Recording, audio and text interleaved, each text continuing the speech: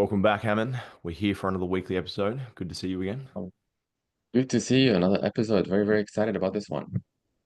So we're going to be covering in today's show three reasons, or the main three reasons that we've just been discussing here, that your brand may never get to a six-figure level per month.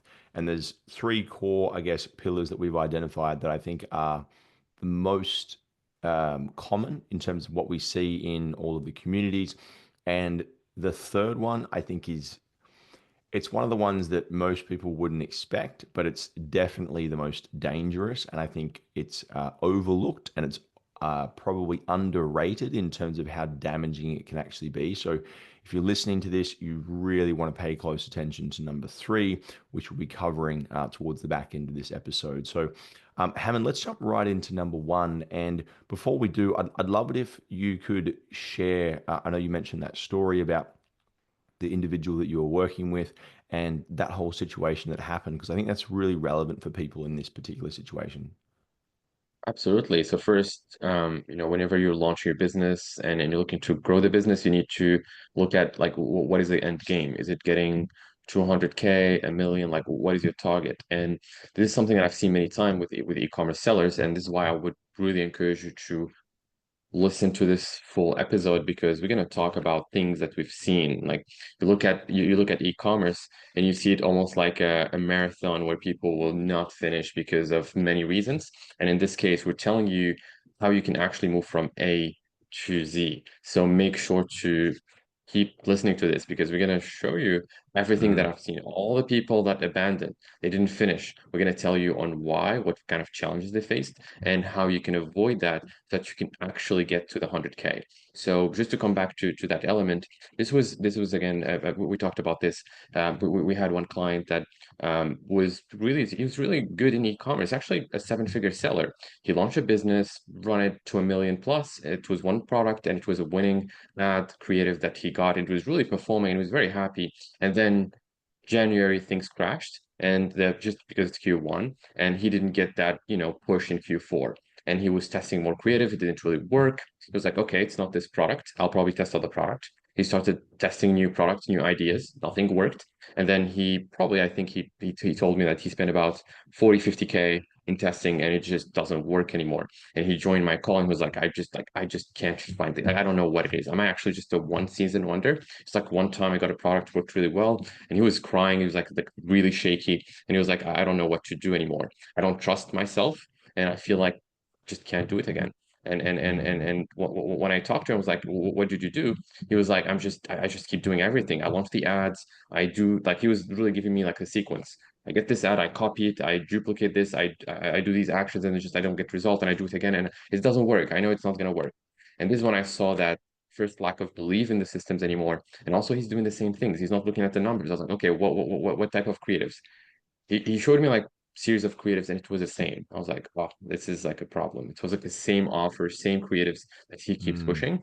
And I asked him like, do you actually look at why people are buying? He was like, no, but they're buying because of the 50% that I'm giving. I'm like, you're giving 50% on all the offers and there's just no, if you're not looking at anything you're doing, you're just almost like trying to just get the store running and he's launching a new product, like get the product running without even looking at the avatar or all the information that the market is telling him. And I think that's the first thing that I've seen as problem is you're not looking at all the numbers, you're not looking at all the creatives, you're not looking at everything. And you feel like you're doing really a lot of things, but that doesn't mean that they're the right things. Volume doesn't equal result if you're doing the wrong volume. If you keep doing actions and you're like, hey, this is good, I'm gonna do 50 creatives. If you do the same 50 creatives every single day, you're not gonna get a different result. And this is kind of the mm. situation. And I think you face this as well, like when you look at volume, but also quality. Well, I think it's and I get goosebumps like hearing stories like that because it terrifies me so much to think to lose hope.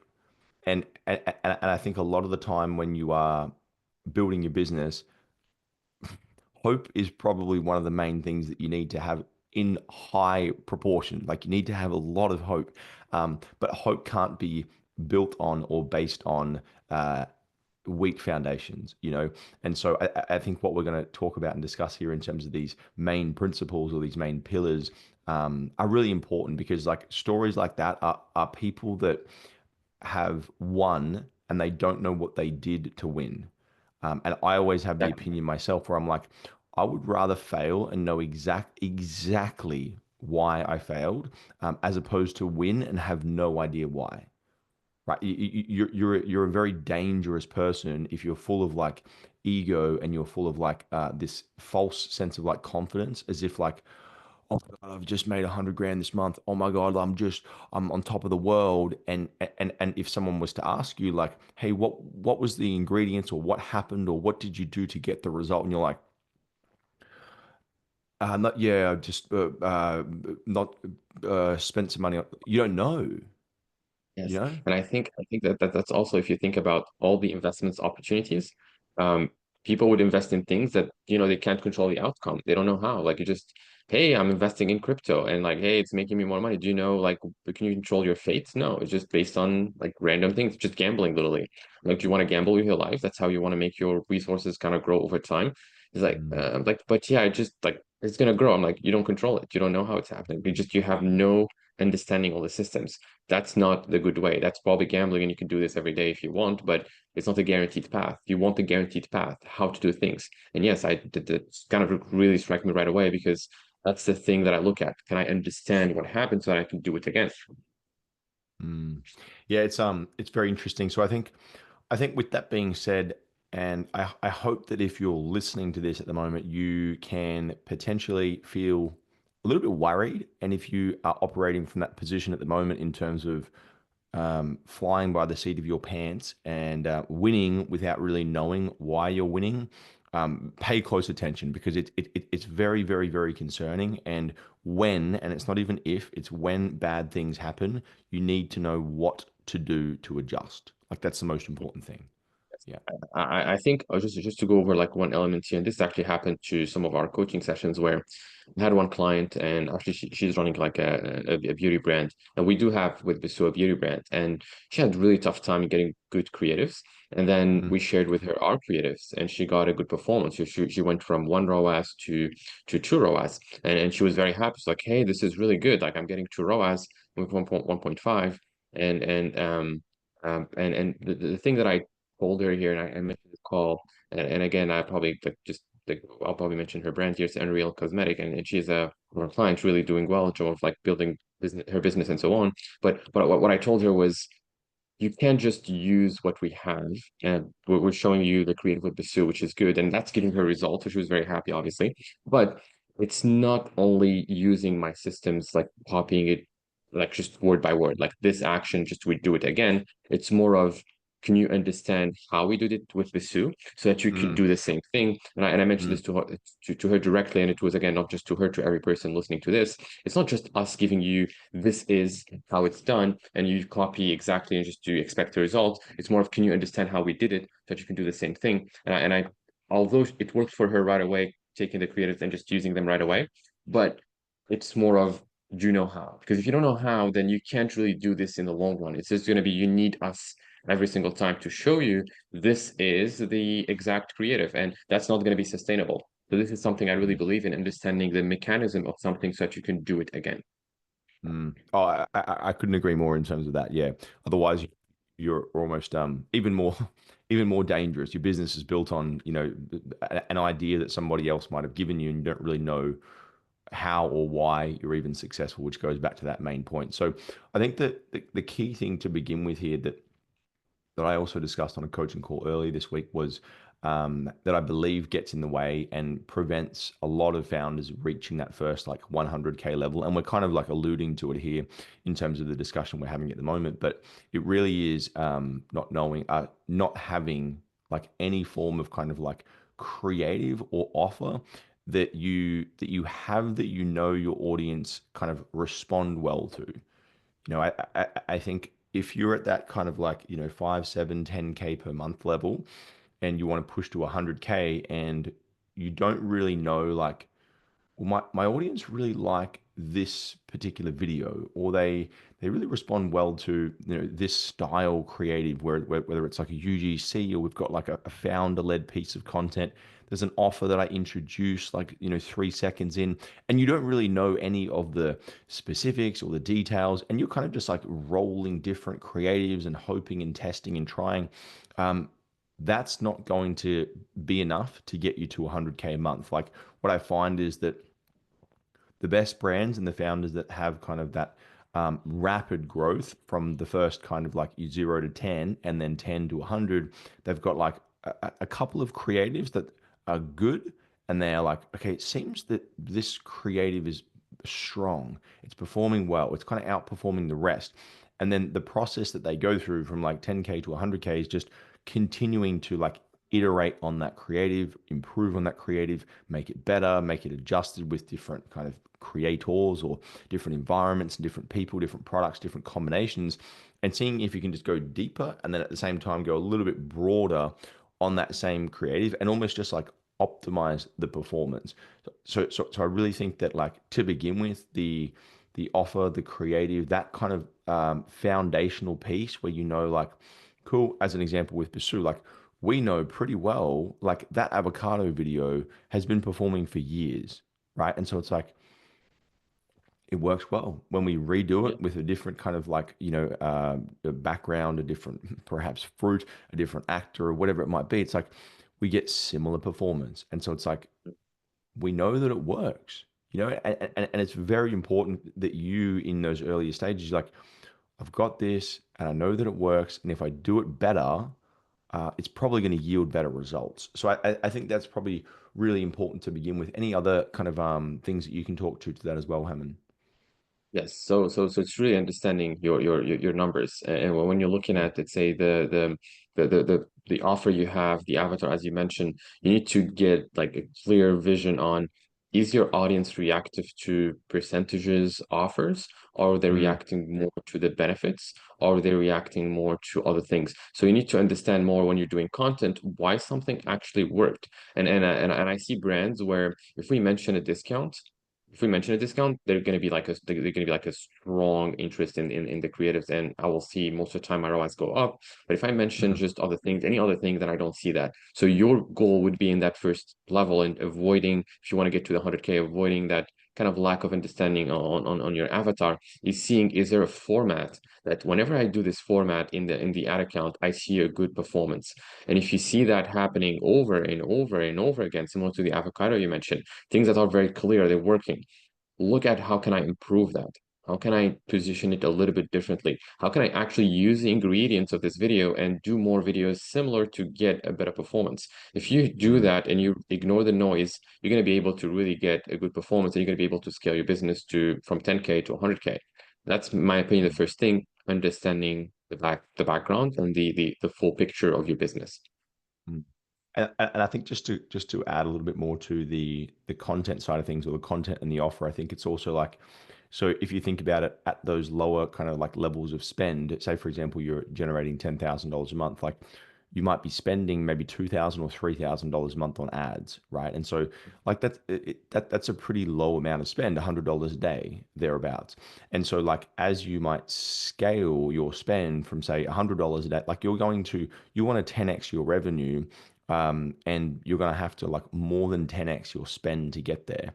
And so one thing that always happens, I see this happen across any brand or any form of like account that I ever look at, is like the more you scale spend, the more that creative is going to need to be better and better and better to reach people that are in lower levels of sophistication. They don't really know much about you. They don't really have the problem, and they may not yet have the problem to the degree that they're ready to pay for a solution. So the creative needs to be better and better and better to be able to reach those people in a way that's actually kind of like meaningful and impactful enough to convert them. So I think that's why it's so crucially important, to make sure that you have an offer, you have some creatives, you have like a plan in terms of, cool, I'm at 10K. These are three creatives that are working good. For me to get to 100K, I'm going to have this creative done better. I'm going to do this offer tested on that same winning creative and see if it improves. And you're taking your like best performers and you're trying to like polish them up a little bit and make them even better for the journey ahead so that they can really, stand at additional 10x levels of spend that gets kind of poured on them. So I think Absolutely. that is the most or one of the most important things to begin with when people are starting out that they may not even perhaps put much attention onto. They're rotating different creatives, they're testing a whole bunch of different things, and they don't have a platform to stand on, and they try and scale spend, and then they need to pull back spend because they're like, oh, it's not Because working. and the question is like, why is it not working? Yeah, yeah, yeah. No, definitely. So number one, creatives offer clear creatives and offer that for your brand works, and also why. I know that it works for this reason, and these static versus video crush. Cool. Let's do more of it. Number two that I had here was also not knowing the numbers, and I think there's a lot of numbers that I believe that you probably it's kind of that signal versus noise. There is a lot of numbers. You know what I mean? And I think Absolutely. e-commerce and all the dashboards and all the things that you can look at the ad account. There's a lot of numbers that you can be paying attention to. And Yes. so what do you think, Hammond? What do you think some of the crucial numbers are that people really need to pay attention to when it comes to scaling from 10 to 100K a month? Yeah, I'll start with this, like the first one, because I feel like ignored and really getting you right away your result if you think about it. So if you're looking to make 100K, you're spending, you mentioned this like earlier, $100 a day, you're not gonna get there, just to let you know. And I know it might be Just to like let you a know. bad news or yes, it's reality. You need to look at how much spend you're putting in and what's your ROAS. So if Mm, let's say I'm looking at, I need to, and for any person listening to this, I'm like, what is ROAS? What is this? Your return on ad spend, let's say I'm spending $1, how much I'm generating in sales. If you're generating, let's say you're spending one, you're generating one, that's one ROAS, like just one. mm, You're just making $1 in sales every time you're spending $1. If your target in your business is to get $2 in sales for every dollar spent, so two ROAS, and you want to get to 100K, your goal is to spend 50,000 a month to get to that 100K. If you're not spending 50,000 a month, don't expect to get the 100K. And it's almost like you don't have the right inputs. And even if I look at the Sue case study, what was the goal? I was talking with Naira. We were like, hey, we want to get to this target. It was not just like wishful thinking and thinking, hey, we're mm, going to get to, let's say, 50K by just, setting up good creatives and waiting. We were actually talking about ad spend. We need to put in a certain amount. And I was telling her, we're going to have to spend $500 a day to generate X amount in terms of sales. We talked about 1.5, let's say 1,000 plus two plus ROAS at least. And everything was planned with that in mind. So I was actually thinking about we're going to get there just if we keep that ad spend. If I don't see the ad spend happening, I'm not expecting the sales at all. I'm not expecting even the returns. So if you're thinking about numbers, I think that's the first one. And I think you also think the same, right? mm. Yeah, I think knowing what that kind of return on ad spend multiple needs to be for your business, and like knowing it very well, to the point where you go into your ad account and you're like, right, right, wrong, wrong, wrong, wrong, turn off, turn off, turn off. Um, because the decision making that you need to make as you scale, it needs to be faster, and it needs to be more accurate, and it needs to be more precise, because the byproduct of increasing spend is there will be additional waste. Like it's just what Mhm. happens. Like you can't 10x your spend, for example, in a couple of months' time, and not expect that there will be some overruns, some kind of like creative fatigue, some things that won't be performing at the same level. And so, like, if you don't know to begin with that ROAS multiple that is required for your company to have, and the key thing here as well is I always think about from a ROAS perspective, I always want to optimize for cash flow and not just profitability. And so I think this is a really key thing. Like, how much of a ROAS do you need to be able to have cash surplus, assuming that you were to replenish stock for next month? Like that multiple there, because if you just run your kind of like P&L, or you run your cash flow statement just based on COGS versus for example, operation expenses, and then you might have kind of like 20% net margin, um, you may not have enough left in the 20% to replenish goods for the next month. And so I think that's a massive choke point for so many people that they might look at their numbers and be like, but I'm profitable. But your relationship between your ROI on ad spend versus how much cash you have left doesn't support the sustainability of your company. And I think it's always a thing that I find. And then what happens in those moments is because the ad spend isn't controlled and the multiple isn't aggressively managed, and the cost of goods sold as a total is way too high, despite being a profitable business, you need to go out there and get cash from somewhere. You don't have enough money. And so you need to get funding, or you need to get debt, or you need to do something. You need to liquidate equity in your company. You need to figure out a way that's going to continue allowing you to support your company's growth. And so I think the return on ad spend multiple is really, really, really key to know that really well. And I think probably, and I know we've had conversations about this as well, but going back almost like one step even before this to perhaps what it would look like as you're in that product development phase, your cost of goods as a percentage, it's a lot easier to grow your business if you have a gross margin of say 80% or 85%. You know what I mean? It's like infinitely easy. You're sitting here and you're talking about, Basu, for example, being a 2x ROAS. And some people, because their cost of goods of their product is so high, like if they were getting a 2x ROAS, they would be like, I'm dying. I'm losing everything. And so for us, because we have, good margins, we're able to say a 2x, and most people would be, losing money. But for us, that's okay. And I think that's really, really a big thing for me. Yeah. Yes, absolutely. It's actually, well, one of the criterias I look at in terms of how competitive you are is like what you're looking to extract from the market. If you're looking to extract, let's say, two ROAS every single time just to be profitable and you can compete, it's almost like you're, think about it like the best example would be, when you're swimming and you enter like under the water, like how much can you hold, right?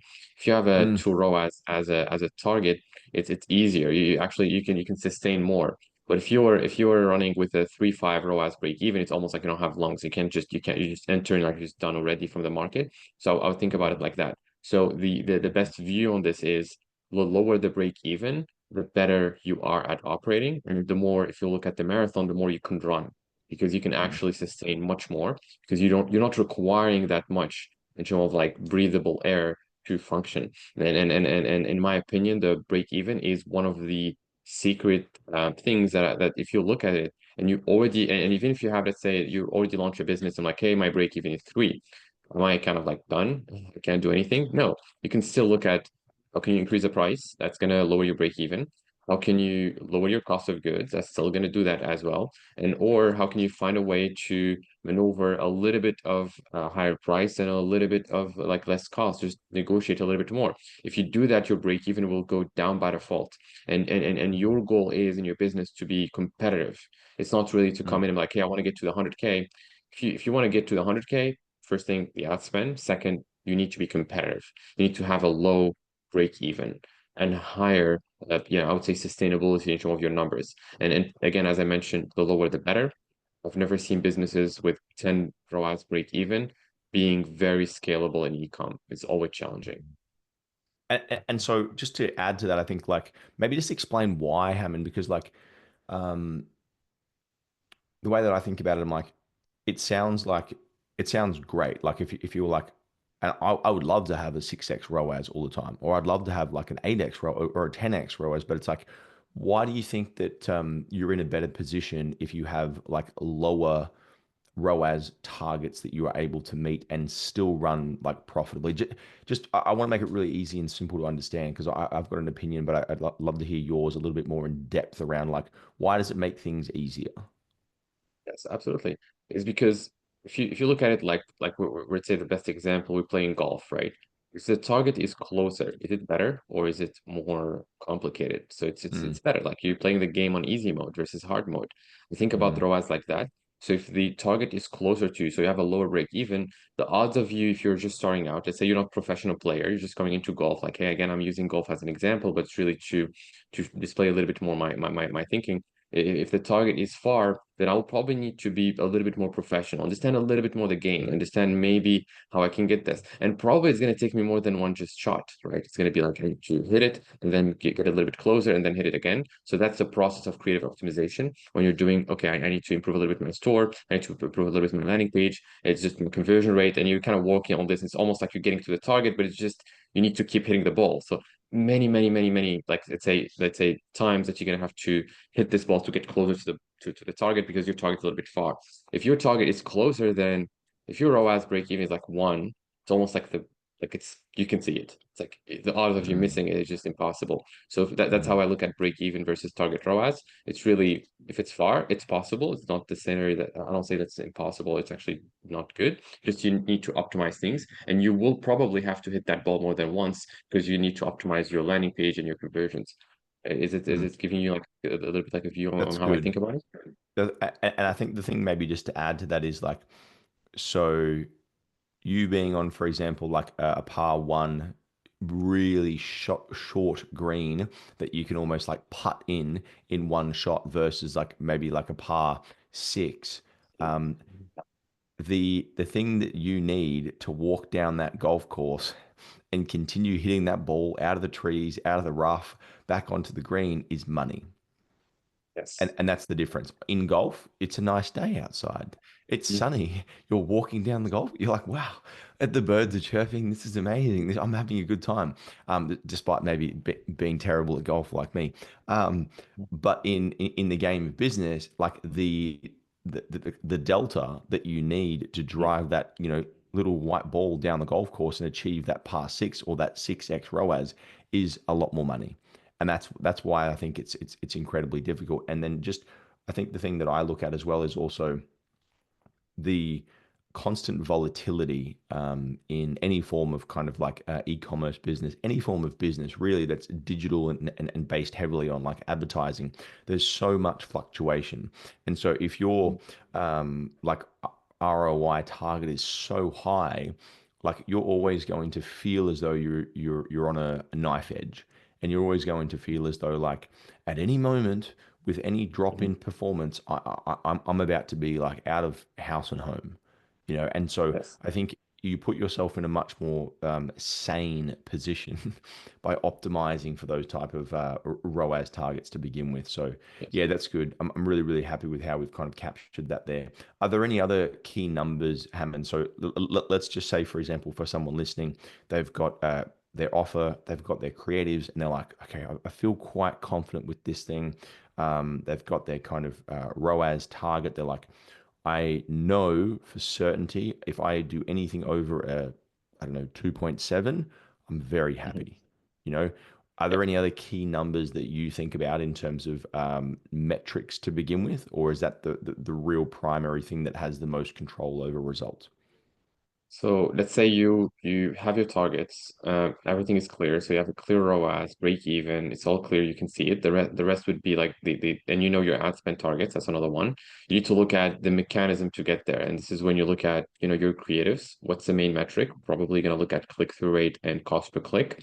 These are two things that you can analyze to see the health of the top of the funnel. And then you need to look at your conversion rate, particularly your add to cart ratio. Are people actually adding to cart? And the movement between add to cart and purchase. Those are things that we did talk about this in our in previous episodes, particularly in the profit optimization, but it's really going over your metrics and seeing what are the gaps that I can work on to get that target of ROAS or even higher. And it's going to be, again, if I was to look at the top of the funnel, click-through rate for the ads, cost per click. There's also hook rate, and I know there are some custom metrics that you guys probably are not aware of. But for example, the hook rate, you can set that up manually. But it's really looking at hook rate, looking at click-through rate, looking at cost per click. Those are things that I would look at off top of the funnel. And then obviously you need to look at your website performance. That could translate either looking at the ads, cost per add to cart, cost per checkout, cost per purchase, or looking directly at the ratios in Shopify, which I do a lot, the percentage of people that added to cart, drop off from there. If you analyze those numbers and you have them in front of you, you're gonna know where is like where should my focus should be, and you can be more strategic. So you're playing the game like the professional, and if you do that really well, you should probably not worry if the target's a little bit higher because you play. Mm, yeah. And so I think the thing. is with all of those metrics, like you and I would be doing people a disservice if we said that this is what your target needs to be and you should aim for this. Your relationship between add to cart versus conversion should be X, because like Mhm. each business and each offer are based on the average order value, based on the price point, based on the demographic, based on so many multiples, has different kind of variations of what that looks like. And so I guess like just to make sure that's really clear, we're not trying to withhold information and be like, just tell me what it is, Hammond. Tell me what Join the my calls. add to cart Yeah, you might. percentage should. But if they Um, join, we might. Like if you join my calls, we do share exactly our everything. Like I literally in our like mastermind community, we have this like weekly session where I would share with them for every like any other audience. And actually, we don't share everything with others in terms of what we're doing with Pursue, for example, and our brands. I share the P&L, I share the mm, creatives, even started sharing new creatives that we're about to test so that I can give an edge as much as possible to our clients. And we do this all the time. Think about this. We're spending thousands of dollars and we're sharing exactly our ad account. We're sharing our creatives. We're sharing our click-through rate. We're sharing our conversion rate. And we're giving this to you so that you can actually build your business and almost like not spend money on these things if they're not working. And that's, I think, another valuable thing to just keep in mind is you need to look at the numbers, also know how they behave. mm. Yeah, I completely agree. The last thing I want to talk about here is similar to what we discussed at the start of this conversation was around the what I would probably consider being the most kind of like sinister, the most dangerous, the most dark, and challenging version of the reasons that you might not ever get to like 100K a month with your business. And I know we both agree on this quite strongly, and I think it's so common in terms of seeing founders when they get to this level and they start to kind of make 10 15,000 a month, and there's a constant pattern, and I see it all the time, and I Please. see people just unfortunately Yes. really start to tie themselves in knots when they start to behave like this number three. Do you want to tell us what number three is, It's like Hammond? it's just like whenever you say it, it's just like I have so much like flashback, flashback, flashback, flashback. It's like very, very strong for me. It's like I have PTSD. trouble. Yes, I have trouble processing this one. So this I'll start with an example actually. Like again, I'll give the like a little bit some context. But I was working with one of our clients. Actually, we talked about him in a case study, Rias, and he's really doing well and so on. But I remember I was talking to him like 3 months ago, and he had a bad week, one bad week, and he paused a lot of his campaigns. And I was like joining the call, like, why? Why did you pause? It's a bad week. I'm like, just 1 week. And keep in mind, if I was to look at how he behaved that time, and we put this into like a scenario of a year, that business probably would have not hit any significant numbers because he's going to be always pausing and kind of looking at other things because he paused the ads and he was looking at other things. He was like, I'll look at, let's say, maybe the landing page, maybe there's something off here. Maybe he was like, I felt like there was so many directions and almost like ignorance of the moment of the campaigns. We have one element 1 week. It doesn't mean that you need to pause things. You need to focus on what's working and do more of that. So this is again a case of a scenario A. He paused the campaign, start working on his store, do other things. Probably not going to hit 50K within the next 3-4 months. Scenario B, keep the ads as is and look at it as just 1 week. Again, focus on what's working and just keep going with this direction. And he made like 50K. So I had to almost, I know it's like it was a very short kind of like view on things on do this versus this, but this, in my opinion, was almost like a true directional for this business. Either you go to the 50 or you don't. And in my opinion, is why I'm so verbal, so passionate about this element, is that you need to really focus on what's working and not get just, one thing and you're like too much around like this is a weekly thing or a daily thing, or you have a business that's operating for a full year. And I think zooming out would be how I look at it. 1 week doesn't mean you have bad performance. I've seen cases where I have a terrible week and I see the business owner almost like tracking, like just I can't do this. Just one, like what's happening? We have a terrible week of performance.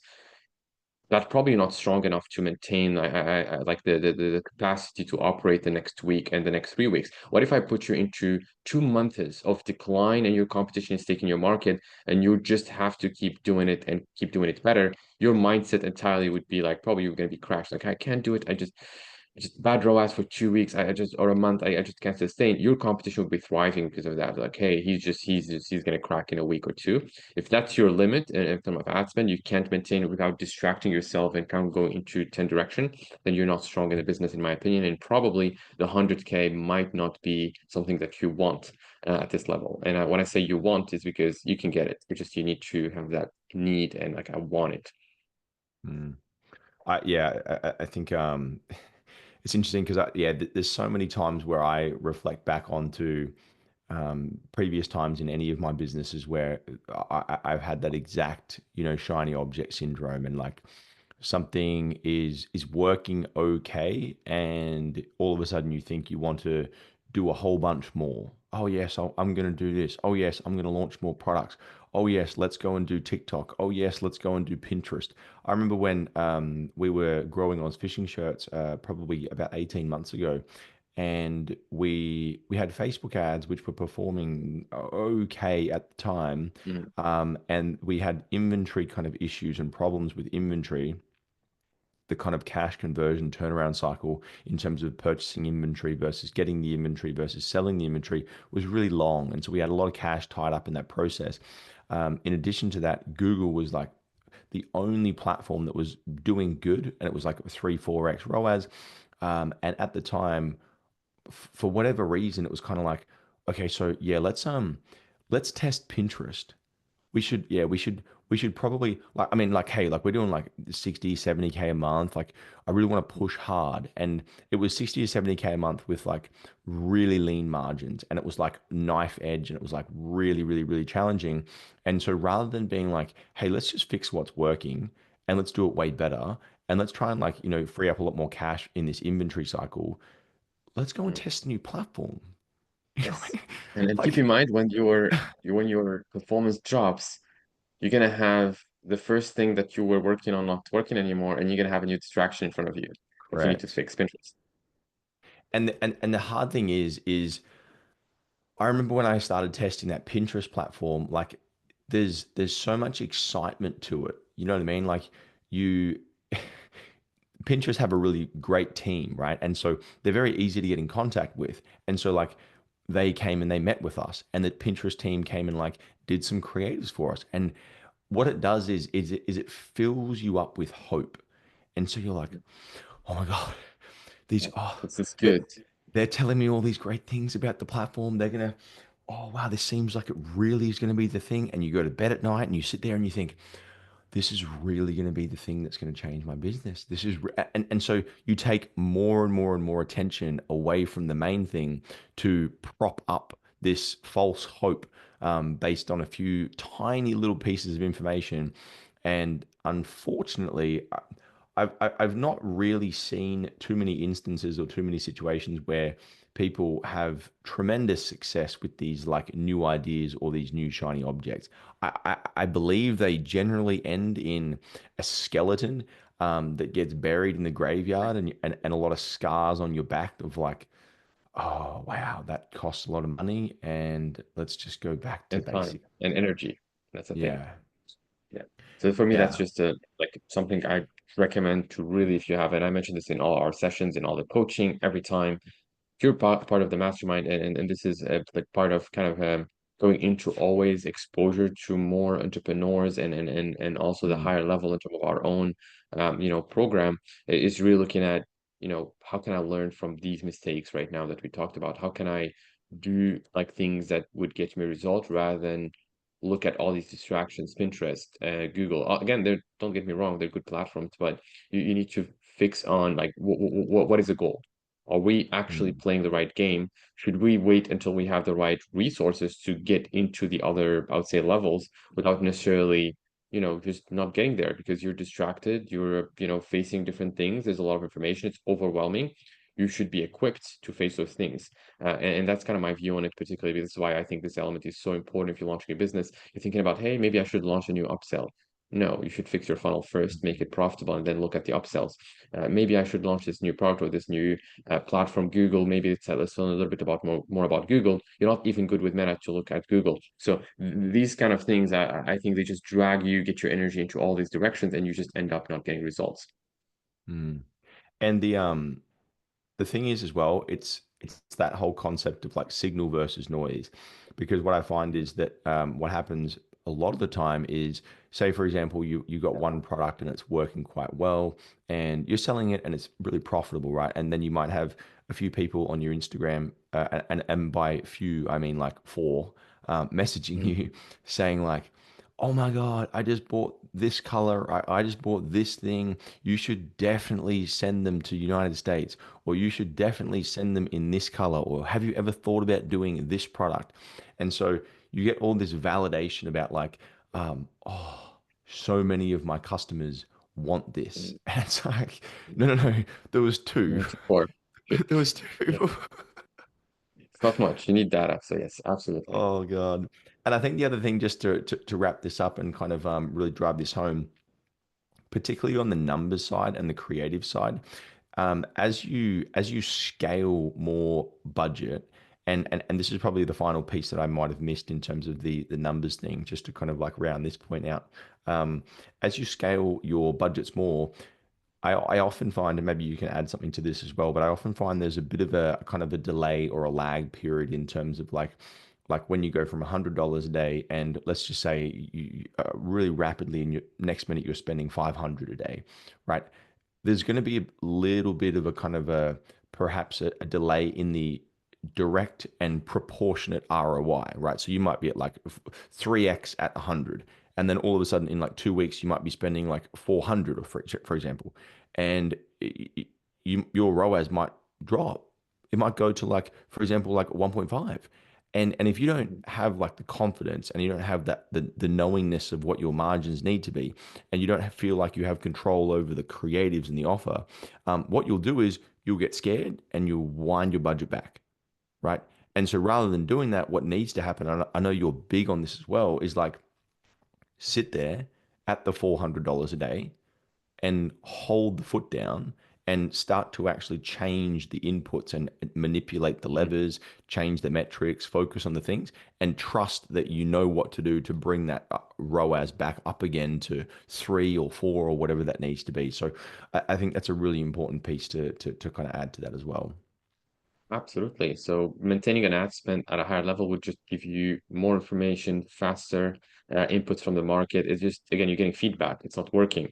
At $400, your ROAS drops. You need to look at what creative actually we have that are working with, more capacity in ad spend. You can actually test more. You can be much Mhm. faster. Instead of waiting a month to get the same information, I would get it in a week and really take it as kind of I'm getting things faster. And I think ad spend equals speed. So I'm really looking at, can I get this done, get the information, move forward. If it's not profitable, I'd rather know it right now, and I want to fix it. I will still mention that if I run a $400 in ad spend, my goal is not to go bankrupt. So I'm not really just going with a budget that doesn't make sense. I'm Yeah, really of course. positioning a budget that I can afford, but I'm looking at, can I actually understand the numbers based on this budget and adjust so that we can get that 4 ROAS or 5 ROAS target.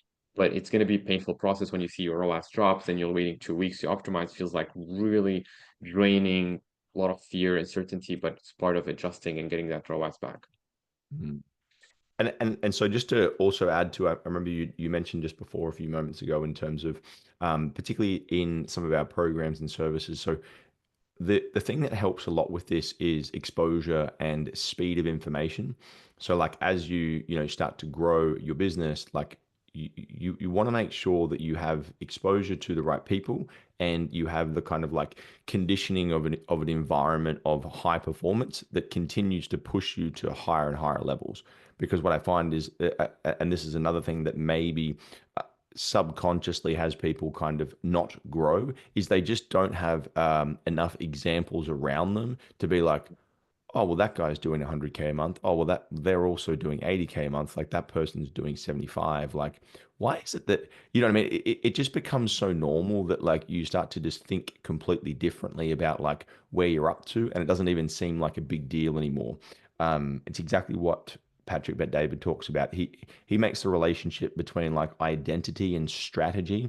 And so identity is like how you see yourself, and then strategy is like the tactics and the creatives and the copywriting, whatever it might be. It's all the skills that you might have. And the identity component, he measures up at like 90%. He's like, that is 90% responsible for your success. Strategy is like 10%. And the way I think about that is like, if you, for example, Hammond, were to go and relaunch a new product, you would probably be like, okay, cool. I'm just going to spend, I don't know, 500 or $1,000 a day, boom, boom, boom, test this thing. And in a very, very short amount of time, you would start to have something that wins, right? Because like the way you see yourself and the way you see what's possible for you is way higher.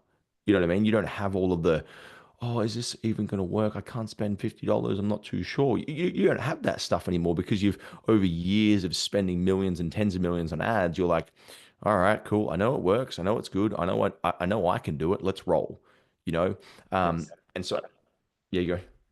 Absolutely. So that's something I believe like you need to get exposure to levels because if your environment you just have people, working in their jobs and you don't have like any exposure to the market, then you don't have actually an idea about what you don't know, like what's actually the other, like what's happening in the market. And I think in it, like even my growth like 10 years ago, like 12 years ago, when I was looking at business overall, I didn't have any exposure initially. And my growth came in when I actually had exposure to a media buyer that was literally telling me, hey, you need to do this thing for the next 3 years and you need to commit to this entirely. And he was literally showing me actually, I didn't believe him up until he showed me ad accounts. I was like, okay, this guy actually, he knows what he's doing. And the moment he told me 3 years, it was really like he thought that that would lower my motivation. It was actually giving me a path. I was like, okay, 3 years is pretty good. And I was like, based on how many hours, he was like, probably like 6, 7 hours or 8 hours a day. I'm like, okay, how about I do 12? Would that make this a year and a half?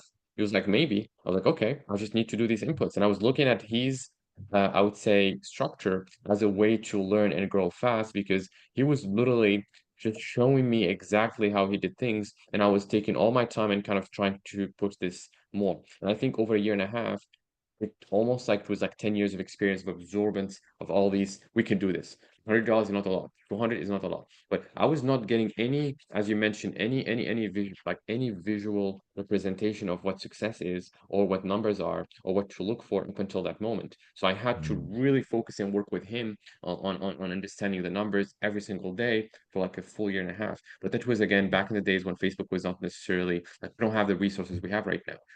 Right now, you can build a business. We've seen it with Reus, where within 6 months you already have an income that's bigger than your own, let's say, job, and you can sustain this and grow it. In the past, there was a lack of information. There was no platform, community. People were disconnected. So I think if you're right now coming in, it's all mindset. You need to connect with the right people, focus, and grow your business by looking at what they're doing. Mm. There was a coaching call that I had with Tom when he was doing around $10,000 a month, and I said to him at the start of the year, January, I said, "What would you like to do at the end of the year? Like, how much would you like to be making?" And he was like, "Oh,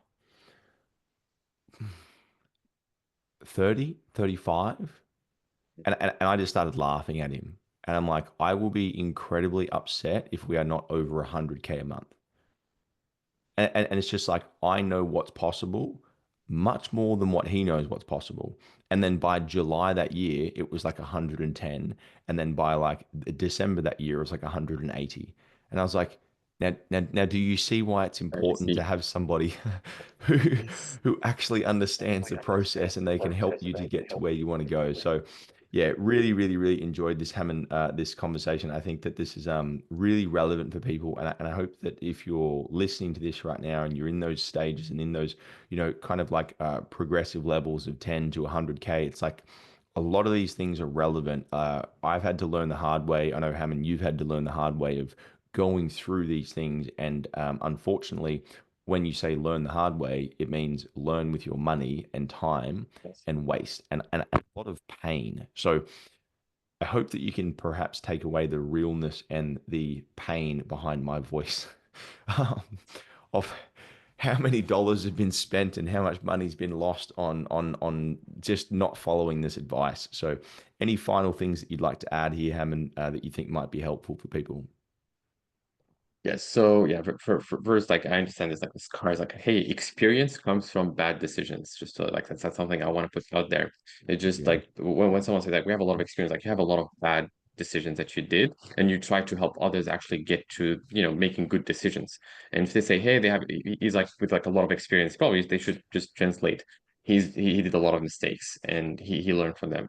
So I would say that's something that I always look at. We really look at all these elements we talked about today. You know, the offer, looking at that, not necessarily thinking about the one season kind of wonder it's going to happen once and you can't do it again. Understanding the Mm. mechanisms so that you can keep doing it. And that's the first thing. Second would be your margins, your numbers, your break even target ROAS. We use the golf example, but it's really getting into a situation where you're not working with something that's very complicated to maneuver, and finally not getting distracted. That's something I want you guys to always keep in mind. It's just not looking at 10 different things where you know you need to focus on one thing. I've seen cases, we mentioned this many times, where one of our clients is actually doing 30, 40, and he's looking at all the things, and we're kind of pushing them to one thing. And particularly the thing you mentioned with Tom, low expectation because you don't have access to others actually telling you what you can achieve. Have a lower kind of a view on what you could do. You're not necessarily excited about life and opportunities and abundance because you're just looking at one thing.